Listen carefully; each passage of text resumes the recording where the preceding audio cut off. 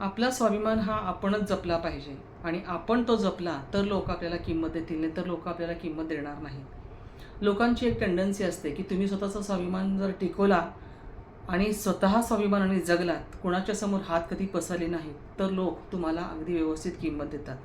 आणि यासाठीच मी तुम्हाला एक छान छोटीशी गोष्ट सांगणार आहे. गोष्ट शेवटपर्यंत ऐका की स्वाभिमान स्वतःचा टिकवला की तुम्हाला जग काय, तुमच्या घरातली माणसंसुद्धा कशी छान वागवतात ह्याचं उत्तम उदाहरण म्हणजे निर्मलाबाई आहेत.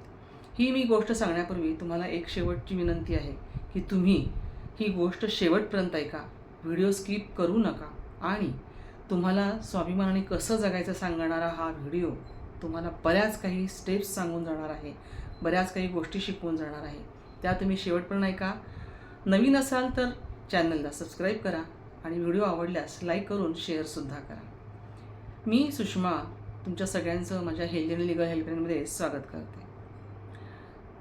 निर्मलाबाईंनी लहानपणापासून म्हणजे त्यांच्या मुलाला लहानपणापासून छान वाढवलं, मोठं केलं आणि पुण्याला शिकायला पाठवलं इंजिनिअरिंगसाठी.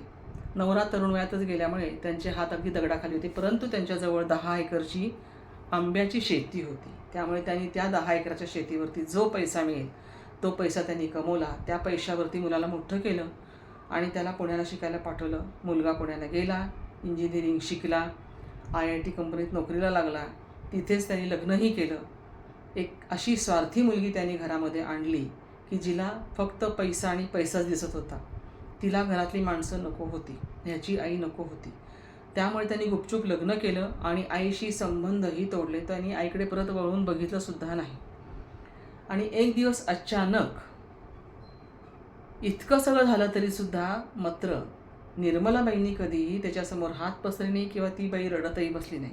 तिने स्वतःचा उद्योग कसा वाढवता येईल याकडे लक्ष दिलं आणि आंब्याची जी शेती होती ती तिने अगदी प्रामाणिकपणे केली आणि खूप मोठ्या प्रमाणात तिला त्याचा फायदासुद्धा झाला आणि प्रॉफिटही मिळालं.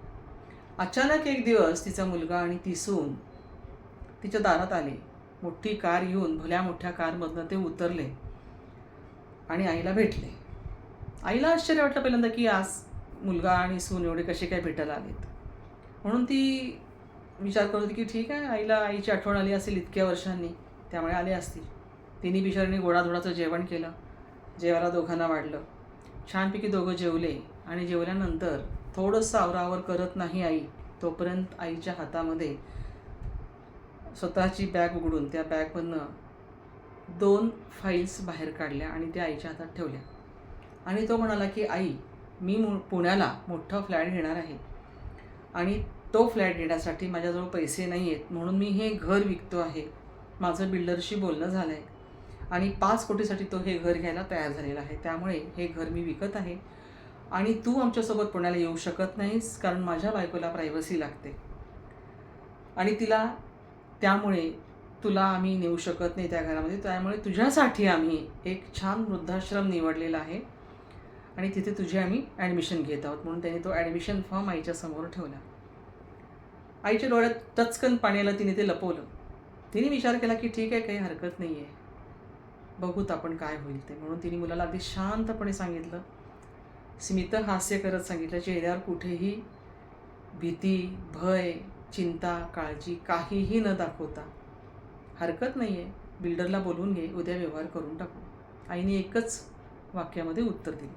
मुलाला कोण आनंद झाला, वा वा वा, आईने इतक्या पटकन आपल्याला उत्तर दिलं. आणि मुलाने लगेच दुसऱ्या दिवशी बिल्डरला बोलवून घेतलं. दुसऱ्या दिवशी तो बिल्डर आला. BMWची कार, त्यामधनं तो बिल्डर असा तो आत आला आणि त्यांनी पहिल्यांदा आल्याबरोबर आईला नमस्कार केला आणि म्हणाला, मॅडम नमस्कार. आपल्या आईला तो का नमस्कार करतोय हे त्या मुलाला काही उमगलं नाही. तो त्या बिल्डरला म्हणतो, तुम्ही माझ्या आईला का नमस्कार करताय? तेव्हा तो बिल्डर त्याला पटकन म्हणाला की अरे, तू जी प्रॉपर्टी विकायला निघालायस ना 5 कोटींची, ती मी तर विकत घेणारच नाही आहे, पण हे जे मी तुझ्या आईच्या बिझनेसमध्ये 50% पार्टनर आहे, ते डील करण्यासाठीच मी इथे आलो आहे. ते डीड घेऊन मी इथे आलो आहे. त्याबरोबर निर्मलाबाई अगदी बिझनेस वुमनच्या रुबाबात उठल्या आणि त्यांनी त्यांच्या 2 फाईल्स काढल्या.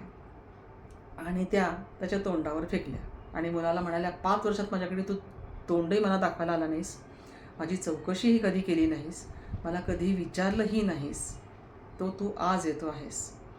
आणि त्यांनी जे त्या अनाथाश्रमाचे वृद्धाश्रमाचे जे कागदपत्र होते ॲडमिशनचे ते कचऱ्यामध्ये तुकडे तुकडे करून फेकून दिले. आणि मग त्या म्हणाल्या की मी माझं स्वतःचं जे काही आंब्याचं 10 एकरची माझी शेती आहे त्याच्यामध्ये मोठ्या प्रमाणामध्ये मी आंबा आता पिकवते आहे आणि तो आता माझा लंडनला एक्सपोर्ट होतो आहे. मी ॲग्रो टुरिझम आणि एक्सपोर्ट अशी माझी स्वतःची संस्था काढलेली आहे, कंपनी काढलेली आहे आणि त्यातर्फे हा आंबा लंडनपर्यंत जातो, एक्सपोर्ट होतो. आणि उरला भाग आता बिल्डरचा, तर हे बिल्डर स्वतःच माझ्या ही जी एकर आहे माझी 10 एकर शेती आहे त्याच ठिकाणी त्यांना ॲग्रो रिसॉर्ट बांधायचं आहे आणि त्याची 51% मी चेअरपर्सन आहे. त्यामुळे 30 कोटींची मी मालकी असलेली चेअरपर्सन असणार आहे.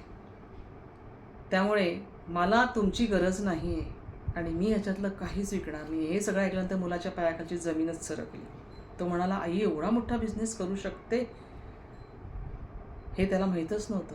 आईला म्हणाला, आई सगळं ठीक आहे गं, तू सगळं केलं आहेस, पण शेवटी ह्याचा वारसदार तर मीच असणार आहे ना, हे सगळं तर मलाच तर तू देणार आहेस नंतर. त्यावर पटकन आई म्हणाली, नाही, हे मी तुला याच्यातलं काहीच देणार नाही आहे. ही जी माझी सगळी प्रॉपर्टी आहे ही प्रॉपर्टी माझी एकटीची आहे आणि हे बिल्डर जे आहेत ते माझे पार्टनर आहेत.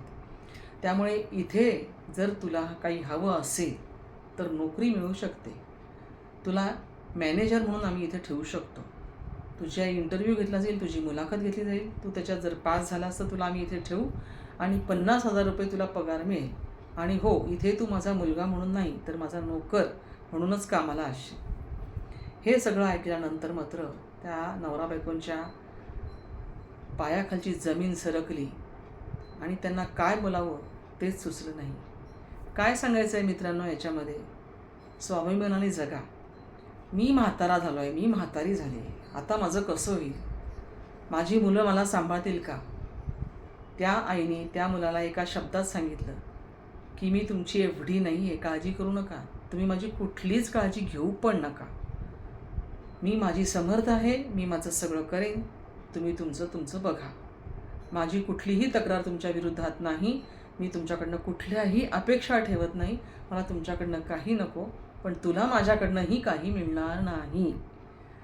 त्यावेळेला मात्र तो मुलगा तोंडात मारल्यासारखा गप्प झाला. सून खाली तिची नजर वर होत नव्हती, तिची नजर खाली जमिनीकडे होती.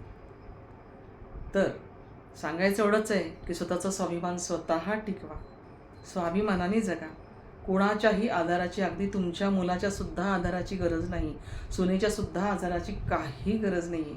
तुम्ही स्वबळावर स्वकष्टावर सगळं काही करू शकता.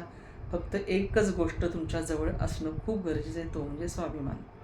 तो जर असेल, स्वाभिमानावर तुम्ही छान जगू शकता. त्या स्वाभिमानावर तो तुमचा पाया आहे. तो स्वाभिमान जर तुम्ही टिकवलात तर तुम्हाला आयुष्यात कधीच कशाचीच उणीव भासणार नाही. त्यामुळे हा स्वाभिमान टिकवताना ह्या 2 गोष्टींची काळजी घ्या की स्वाभिमान टिकवायचा म्हणजे त्याच्यासाठी कष्ट गरजेचे आहेत. तुमच्या मनाचा खमकेपणा खूप गरजेचा आहे. हे सगळं असेल आणि त्याचबरोबर तुमची आरोग्याची काळजी पण तुम्ही घेतली पाहिजे. हे सगळं असेल तर तुम्ही स्वतःचा स्वाभिमान टिकवू शकता. तरच तुम्हाला निर्मलाबाईंच्या मुलासारखा असा मुलगा भेटेल की जो तुमची किंमत करायला सुरुवात करेल. म्हणून स्वाभिमानाने जगायची. का व्हिडिओ आवडला असल्यास नक्की लाईक करा, शेअर करा आणि तुम्हाला काय वाटतं हे मला कमेंटमध्ये नक्की कळवा. धन्यवाद.